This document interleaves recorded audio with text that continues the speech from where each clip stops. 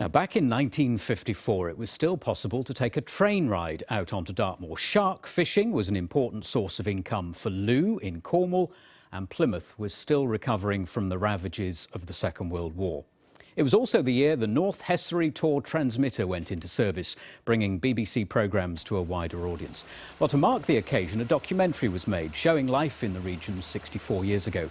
It's rarely been seen since, so over the next 3 nights, we're going to revisit some of the places featured in a brief journey.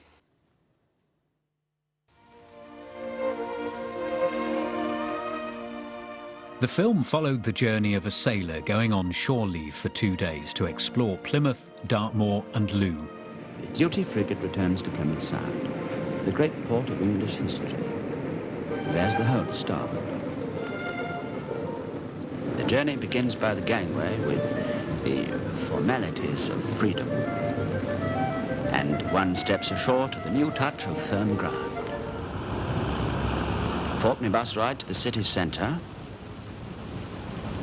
to the end of Union Street, known to sailors all over the world. And this is Union Street today. We think this is roughly the spot where the sailor got off the bus, but it's quite hard to tell because so much has changed in this part of Plymouth.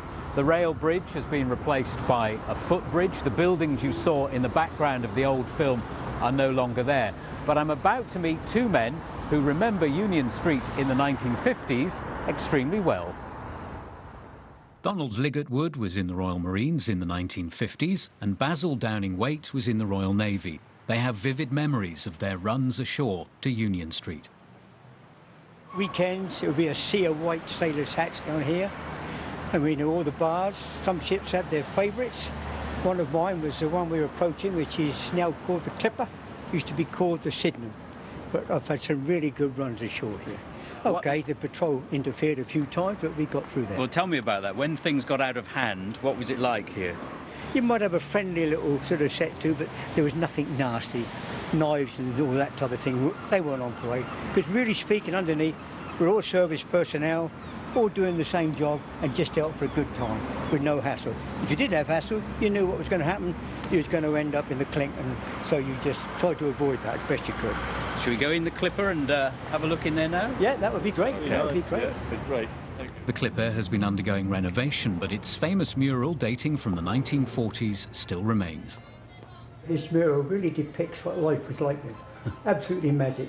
I've had some really wonderful runs ashore in this pub. Friday night, Saturday night.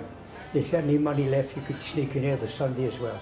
Looks like there was a bit of singing going on. Was it a good place for a bit of singing? Well, yeah, there's a lot of people who thought they could sing.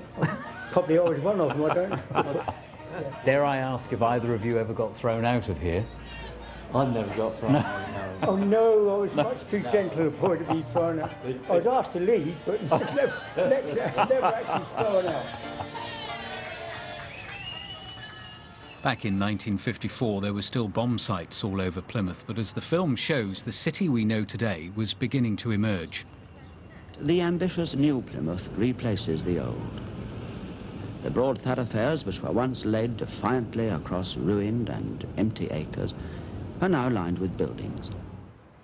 I've arranged to meet Jeff Stowe from the 20th Century Society to find out how Plymouth recovered from the Second World War. Plymouth must have looked really awful, very heavily bombed, bomb sites everywhere, desolation, dirty.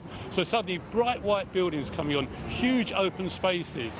So it must have been really exciting, although people did not have a lot of money. It gave them a kind of feeling of things were getting better. For our 1954 sailor, the next stage of his trip involved a rail journey, which, as we'll see next time, is now part of the region's history. Yes, tomorrow's stage of the journey takes us up on to Dartmoor, where I'll be meeting someone who featured in the original 1954 film. Oh, I bet that's going to be good, isn't it? That was fantastic, some of those transitions to see then to now. I loved Basil's very subtle distinction, though, that he wasn't thrown out of the Clipper, but he was asked to leave. Good old Basil. Very important.